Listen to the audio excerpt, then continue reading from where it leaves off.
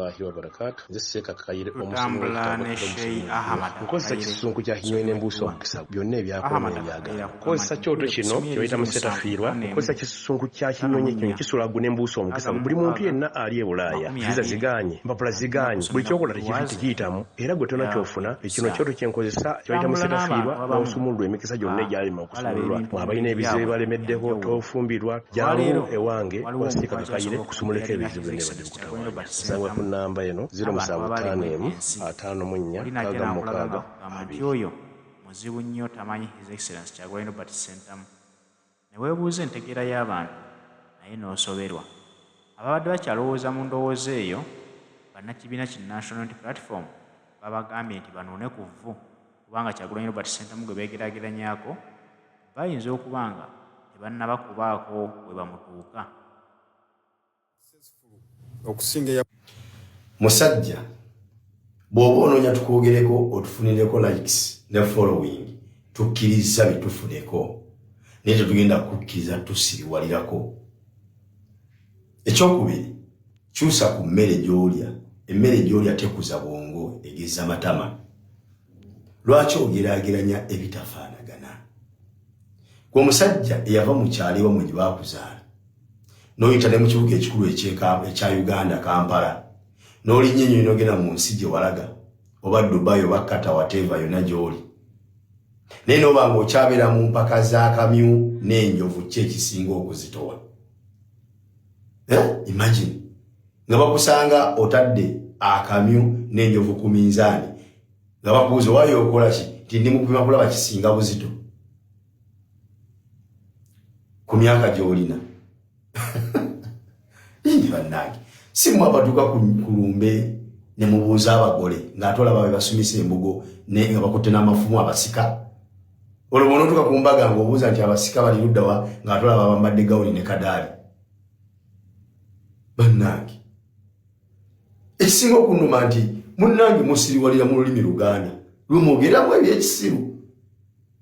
Kizibu okusanga omuntu ayogera ebyekisiru ng'ayogera mu lulimi lulala. Buli ayagala okwogera ebyekisiru yonna akozesa lulimi Luganda kyekisinga okunnuma. Oba kitegeera kati musajja kankuyambeko nkunnyonnyola ensonga emu. Tomala budde na kwerega bikya kwebuuza papo pate ne return of gladiator ani yali mu kifo ekinene era ani yabadde n'abantu abangi. Buuzaako ku bali e London bw'oba olinayo omuntu yenna bw'oyinza okubeera kasimu kale ate sinoonya kusimu ya mindset kuba yabeera London omubuuze nti ekifo awaali papo pate bakiyita batya era kapasite yaakyo y'abantu bameka. Omugamba akuyambeko anoonyerezeeko era omubuuze nti ekifo awabadde the return of gladiator bakiyita batya era kapasite yaakyo y'abantu bameka. Simple like that. Ekibalo oba omaze okukitegeera tekikwetagisa kumala budde na kukooya bwongo obwo. Kategeddeako musajja. Ekyokubiri munnange mu Busiraamu batugamba nti alfitinatu ashaddu min alqatl. Efitina mbi nnyo n'okusinga obutemu. Oba kitegedde era musajja batugamba nti innama alhasad mazima ensaaba taakulu alkhairat erya ebirungi by'omuntu kama taakulu nnaara alkhatab nga bw'olaba omuliro bugulya ekinywa ky'enku. Muganda wange nkwewaza ebintu bibiri efitina n'ensaalwa bw'otabijje mu mutima gwo ogenda kuwangala ku nsi ng'okola omulimu okola ogwo gwakuwaana bakoze birungi gwakuwaana bali successful kwogera ku bakoze ebirungi kwogera ku baana ba Bobi Wine nga baguze emmotoka nga gwe kyeryakwogeraku nti naye wagiguze kuba ojja kubula obudde obukola okugula emmotoka osigale kufuna budde bwakwogera ku baguze emmotoka. Ojja kubula obudde obukola obeere successful osigaze budde bwakwogera ku bali successful. Ojja kubula obudde obukola ogule ku poloti ozimbe ku nnyumba osigale ng'olina budde bwakwogera ku bazimbye ennyumba. waliwo muganda wammwe awangadde emyaka n'emyaka ng'ali mu bayita ba big 3 naye nga asula ku buzigo bwa kitaawe nga yabeerako ku top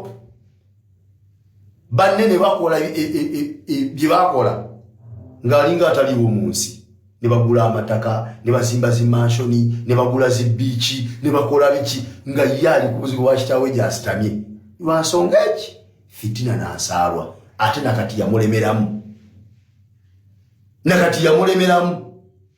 era mulimu gwakola kwogera ku bali successful kanaawe lyekkubo ly'okutte si gwe wekka n'abalala bakufaanana kyobola neebuuza abantu abawala na Bobi Wine mulifunako ddi ku ssanyu kubanga buli kaseera akola bibanyiiza mulisanyukako ddi mwetaaga kubakeberako buli kaseera tulaba wamukyali balamu muyinza okwetuga nga tetutegedde kitegedde musajja ekyokubiri kino ngenda kikuddamu nakugasseeko ne muganda wo Calvin Kayanja wanze mundabikiranga abooluganda mwenna muyina amatama gegamu emitwe muyina minene gyegimu reasoning capacity 0 mwenna kyekimu kati kirabika nti omu yatebbera omwana n'alikola ki n'alikwata sebo bono ofunye obubaka buno otuuse ne Calvin Kayanja tebategekangako sho yonna elandani alien skin kozesa kyoto kino kyebayita musetafiirwa kozesa kisunku kyakinyo kisula alien skin yalina Bulaaya visa ziganyi mapula ziganyi buli kyokola tekiyitamu ekitema kyokufuna ekino kyoto kyenkozesa kyebayita musetafiirwa n'osumulwa emikisa gyonna egyali gyebamutwala okuyimba balemeddeko tofumbirwa jangu ewange omwali David Lutalo omwali Bameki Wine n'abalala kati ffe abawagira David Lutalo naffe tugambe nti kyo yali ya David Lutalo era ndani kubanga naye yayimba abawagira Meki Wine nabo bagambe nti kyo yali ya Meki Wine bwe muba musazewo gituumambu yali ya alien skin tebategekangako sho yonna era ndani nga bagiteekedde alien skin so kati byokompeyalinga bya kisiru toddamu na byogerako